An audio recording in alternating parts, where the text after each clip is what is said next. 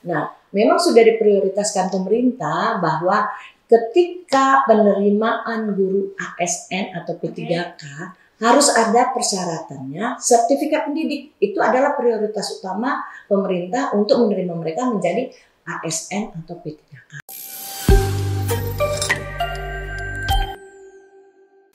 Assalamualaikum warahmatullahi wabarakatuh. Selamat datang kembali di Unja Smart Podcast bersama saya Novelma. Halo sahabat Unja Smart Podcast, kali ini kita akan membahas tuntas terkait dengan apa sih itu PPG dan bagaimana mekanisme pendaftaran PPG serta apa sih keuntungan kita mendaftar sebagai mahasiswa PPG.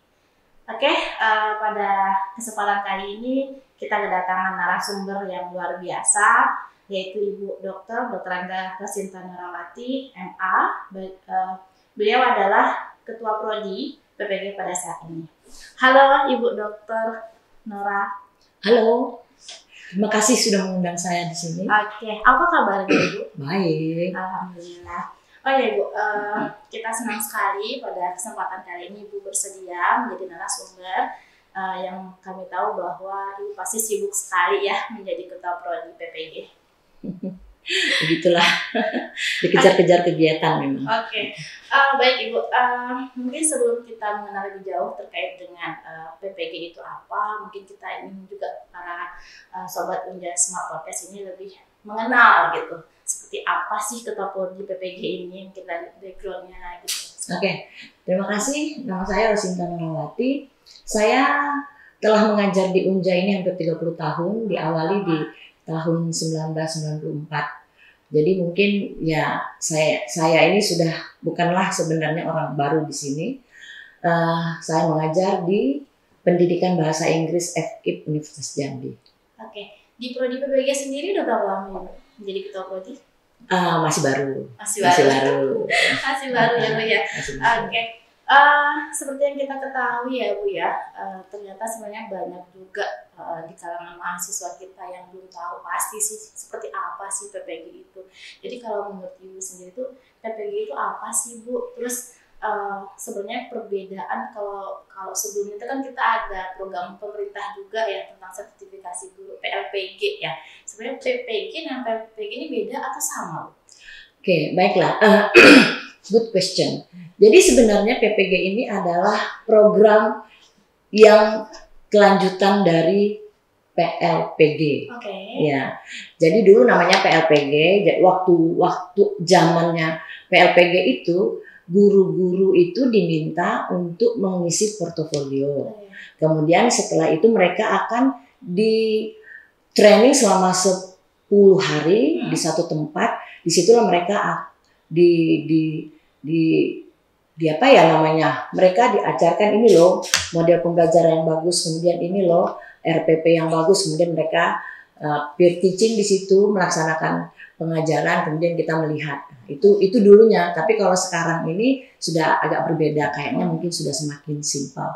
PPG ini adalah program pendidikan guru yang memang dikhususkan pemerintah untuk membuat guru-guru itu menjadi lebih baik dalam program pengajarannya. Jadi pemerintah tuh menginginkan guru-guru itu menjadi guru yang berkompeten dalam bidang ilmunya. Kemudian yang pertama itu mereka harus seorang guru itu menjadi seorang guru yang Pancasilais, yang memang betul-betul mengerti apa itu Pancasila dan mengamalkannya. Dulu waktu zaman saya itu namanya P4 itu ada ya. Okay. Nah, jadi sekarang guru itu harus persyaratannya menjadi guru yang baik itu adalah seorang yang Pancasilais, kemudian berkompeten, tidak hanya mendidik siswa, proses pembelajaran juga berkompeten dalam bidang ilmunya sendiri. Kemudian dia adalah seorang yang long life learning. Jadi proses pembelajaran terus, kemudian orang yang berkualifikasi bagus. Jadi itulah diminta oleh pemerintah untuk menjadi seorang guru yang baik. Jadi PLPG ini mendidik guru untuk bisa menjadi guru yang lebih baik dengan membuktikan ketika dia selesai PPG dia akan mendapat sertifikat. Berarti intinya tuh tujuan PPG kita itu lebih ke melatih guru agar menjadi profesional. Iya, Seperti itu ya. benar. Menjadi guru profesional. Kita harus menjadi guru profesional. Sebenarnya di PPG terutama di Unja ya, Bu ya. Sejak kapan sih ada prodi PPG di Unja ini dan bagaimana administrasi kita? Kalau prodi PPG itu sebenarnya sudah lama. Oh, sudah lama. Iya, prodi PPG itu kan setelah PLPG, Iya, kemudian itu namanya PPG. Kita sempat punya mendidik guru selama 1 tahun itu, kalau tidak salah waktu itu prodi bahasa Indonesia. Ya, ada di sini. Tetapi ya setelah itu program pemerintah kan berubah menjadi PPG sekarang ini. Jadi kita itu tahun, kalau nggak salah saya itu tahun 2018 mulainya PPG. Tapi mungkin sebelum itu. Ya sebelum itu. Tapi pada waktu itu saya belum terlibat. Oh ya, karena baru tadi ya. Ya belum, bahasa Inggris juga belum ada di situ. Oh ya, oke. Berarti sebenarnya udah lama ya. Iya. Mungkin jadi juga makanya mahasiswa kita itu masih bingung nih, kebanyakan PPG itu apa dan seperti apa gitu kan. Dan juga kalau dari segi apa ya biasanya prodi di PPG ini kan ada bidangnya lagi ya Bu ya, yang kita ketahui misalkan apa saja sih bidang-bidang yang terlibat atau prodi-prodi. Kalau kita kan membahasakan di fakultas kita prodi ya, ada bahasa Indonesia, bahasa Inggris, matematika. Nah kalau di prodi PPG ini bidang yang terlibat tuh apa saja Bu? Sebenarnya bidang yang terlibat itu banyak. Cuman di kita PPG ketika sebuah LPTK diminta untuk bisa menyelenggarakan PPG harus ada izin gitu. Jadi sekarang kita izinnya belum banyak. Tetapi kalau untuk prodi sebenarnya secara nasional pemerintah menyiapkan itu 18. 18. Cuman kita adanya cuma beberapa seperti bahasa Indonesia, bahasa itu terdiri bahasa Indonesia, bahasa Inggris, kemudian biologi, matematika, fisika, kimia, PGSD, PAUDAS ya, kemudian Penjaskes. Nah, itu kita ada izinnya. Kalau kayak IPS itu ada juga. Sekarang dalam proses membuat izin gitu. Izinnya, kita lagi mengusulkan untuk bisa diizinkan menyelenggarakan PPG. Nih berarti kan kalau di kita kan ada beberapa program studi ya di fakultas yang udah terlibat di dalam PPG nih. Seperti IPS itu kan belum ada izinnya. Nah kalau seandainya nih Bu, mahasiswa kita yang bagian IPS nih, alumni mahasiswa kita yang kepingin ikut gitu PPG tapi di Unja, bisa atau tidak ya? Bisa. Karena PPG ini kan ada 2, Daljab dan Prajab. Nah, jadi Daljab ini ada dalam jabatan dan ini adalah guru yang sudah mengajar dan punya NUPTK. Nah, jadi Daljab ini ada 2 juga kategorinya, K1, kategori 1 dan kategori 2. Nah, K1 itu masa belajarnya, masa dia mengajar itu sampai TMT Desember 2015. Nah, setelah itu namanya kategori 2, itu TMT-nya Januari 2016 sampai sekarang. Tetapi kalau yang di kategori 2 ini bisa, tapi minimal dia 3 tahun mengajar. Dan mereka ini semua punya NUPTK, terdata. Sedangkan PPG Prajabatan itu adalah yang fresh graduate, yang baru selesai S1 dan bisa mengikuti program PPG. Karena persyaratannya saat ini pemerintah mengatakan bahwa apabila seseorang itu ingin menjadi pendidik, menjadi guru, harus punya sertifikat pendidik. Nah, makanya diselenggarakanlah PPG Prajabatan ini.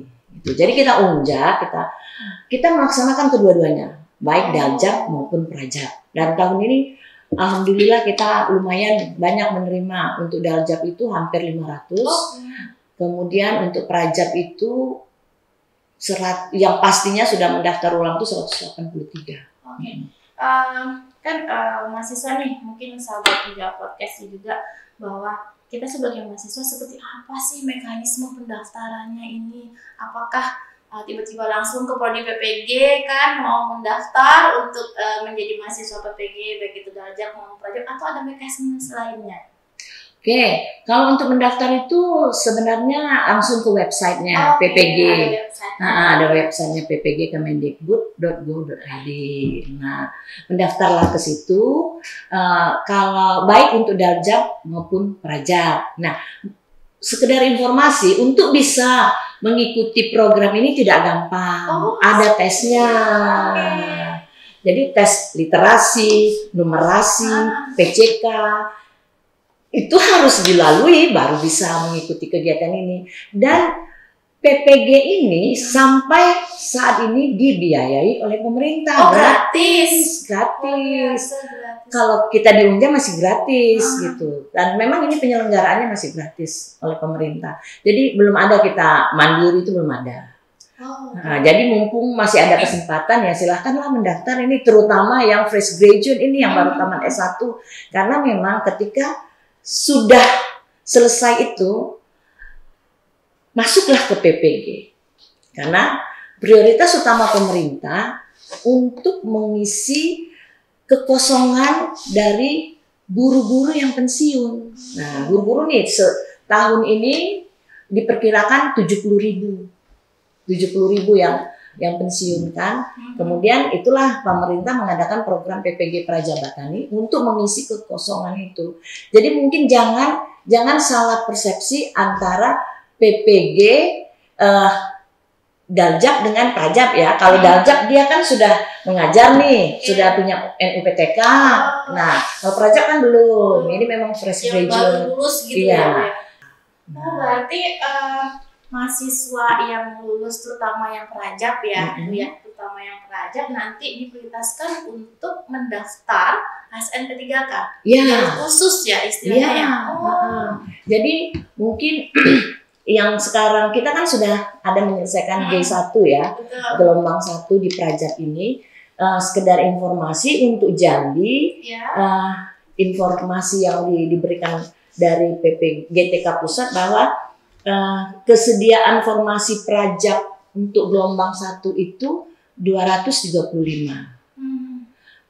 guru, dan gelombang 2 197. Sementara kita kan masih yang kita luluskan paling 165. Jadi masih banyak peluang sih. Jadi diambil nanti dari lulusan PPG yang awal dulu, mungkin masih belum ASN kan, diambil dari situ. Nah, begitu juga dengan Prajab gelombang 2 ini. Jadi mereka adalah prioritas utama untuk menjadi ASN atau P3K.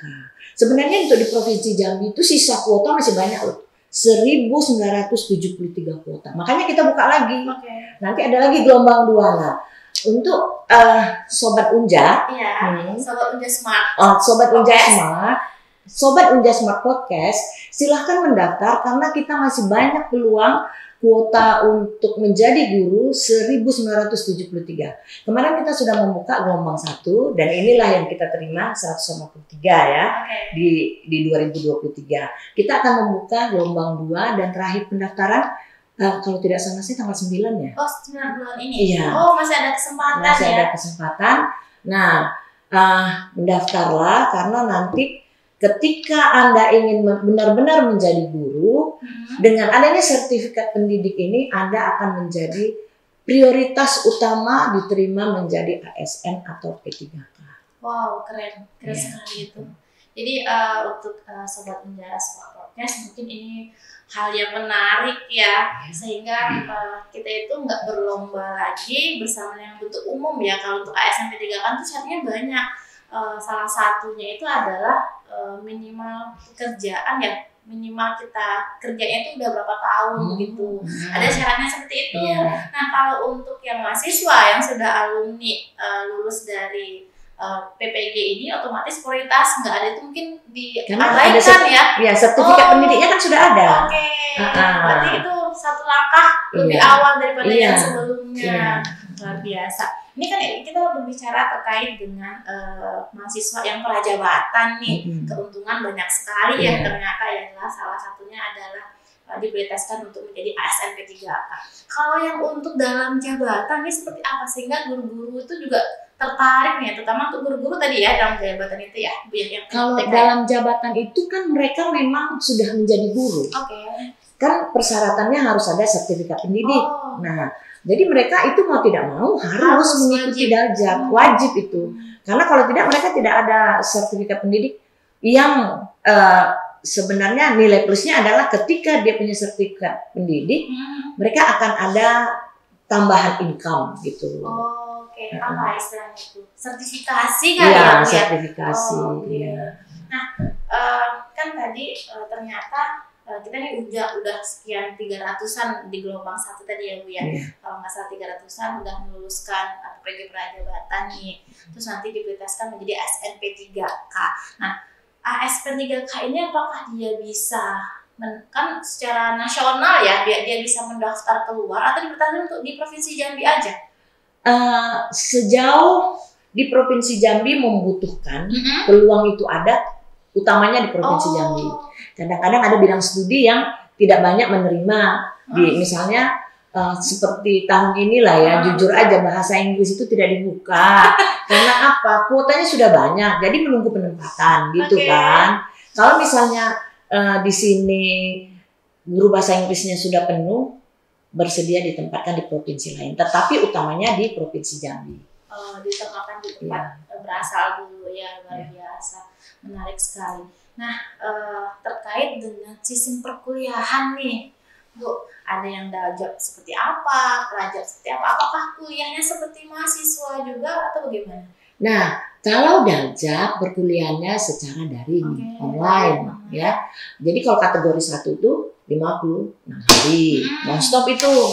Nah, tetapi kalau kategori 2 itu dia hampir 1 semester karena mereka itu kan masih jam terbangnya mengajar kan masih sedikit kan, minimal 3 tahun kan. Nah, tetapi kalau Prajab itu kuliah seperti biasa. Seperti mahasiswa biasa. Tetap setiap mata kuliah tuh 16 kali pertemuan, ada UAS, ada UTS seperti biasa lah. Tetapi mungkin bedanya adalah mahasiswa itu setengah, misalnya nih kita ada 6 hari ya, 3 hari dia di kelas belajar, 3 hari dia di sekolah mengajar. Gitu. Terjun ke lapangan langsung. Ya. PPL apa ya istilahnya? PPL. Nah, berarti kalau mahasiswa kita kan kalau yang Prajab lagi nih kalau yang Prajab kan daring ya, daring itu kan bebas ya misalnya. Kalau yang dari segi Prajab ini nih PPL ada nggak sih ketentuan misalkan ditempatkan di sekolah mana? Terus nanti guru, kalau PPL kan ada guru pamong ya biasanya ya, guru pamong yang menjadi bimbingannya seperti apa gitu, ada nggak ketentuan syaratnya? Ketentuannya kalau untuk menjadi guru pamong itu mereka adalah guru penggerak. Diprioritaskan untuk guru penggerak. Ya. Jadi persyaratannya adalah gurunya guru penggerak, sekolahnya sekolah penggerak kalau bisa. Tetapi kalau nggak bisa ya setidak-tidaknya guru pamongnya lah guru penggerak gitu. Dan persyaratan menjadi guru pamong juga minimal mereka harus punya sertifikat pendidik, sertifikasi guru, Serbu, dan juga minimal mereka 5 tahun sudah mengajar. Berarti ada juga persyaratannya. Kalau seandainya nih kita itu kan ingin menggerakkan untuk menjadi mahasiswa yang profesional juga ya, jadinya yang guru yang profesional. Ada seorang guru penggerak yang dia udah memenuhi syarat, terus beliau kepingin nih ikut bergabung di PPG kita. Bagaimana sistemnya? Menjadi guru pamong. Bisa. Bagaimana sistemnya? Bisa. Jadi sebenarnya kalau yang sedang berlaku saat ini adalah karena kita punya koordinator bidang studi kan, koordinator bidang studi yang menghubungi para guru pamong, tapi dengan persyaratan-persyaratan tertentu gitu. Karena kita ini udah tahun ketiga kita ya, tahun ketiga 2020 tahun ketiga kita sudah memantau siapa guru-guru yang capable untuk menjadi guru penggerak. Kita sudah punya. Gitu. Tapi tidak menutup kemungkinan kita welcome juga lah sama guru penggerak yang mau menjadi kolega kita ya di PPG ya. Tapi memang guru penggeraknya harus sudah punya sertifikasi guru. Karena ada guru penggerak yang belum punya loh. Jadi yang persyaratannya begitu. Itu terkait dengan guru penggerak. Kalau saya dari dosen sendiri nih, ada nggak syaratannya? Apakah harus dosen dari fakultas keguruan aja, atau boleh dosen luar, misalnya kayak praktisi dan sebagainya? Kalau untuk bisa menjadi dosen itu ya jelas punya latar belakang pendidikan, Oke. ya seorang pendidikan lah. Nah, Oke. jadi ya otomatis ya di FKIP ya. Kemudian dia harus sudah Serdos, Oke. sudah sertifikasi dosennya. Kemudian minimal dia itu harus sudah lektor, S2 lektor. Oh, saya belum termasuk dong Ya, berarti. aduh, maaf lah. Aduh, saya belum bisa ya. Oke. Terkait dengan apa ya? Kan nanti mahasiswa itu mendapatkan sertifikat. Nah, sertifikatnya apakah langsung diberikan atau nunggu lagi nih periode berikutnya atau seperti apa sehingga mereka itu bisa mendaftar langsung ke ASN P3K tadi itu? Oh, itu akan langsung diberikan. Langsung. Ketika lulus langsung gitu. Iya. Memang prosesnya itu kan tentu pastinya minta tanda tangan rektor kan. Jadi memang kita sudah mempersiapkan belangko dari ini kan untuk sertifikatnya. Nanti begitu ada pengumuman lulus langsung diurus. Karena mereka memerlukan itu, ini kan pembukaan pendaftaran ini kan untuk ASN kan bulan September ini. Oh, jadi sebentar lagi ya? Iya, jadi itu sudah kita persiapkan langsung untuk mereka. Luar biasa, berarti langsung dapat, lulus langsung dapat, enggak nunggu lama-lama lagi, enggak. Langsung ASN P3K. Iya. Enak banget memang kalau memang mereka bisa masuk. Tapi memang persyaratannya itu tidak gampang juga karena tes substantifnya kan berat. Tapi bukan nakut-nakutin ya, bukan nakut-nakutin. Jadi memang seseorang yang bisa masuk ke PPG Prajabatan ini seseorang yang dengan hasil tes substantif itu diyakini bahwa dia akan bisa menyelesaikan selama 2 semester. Oh, berarti 1 tahun masanya. Iya, 1 tahun. 2 semester, iya. Oke. Nah, mungkin ada spill nih dari pertanyaan sebelumnya nih.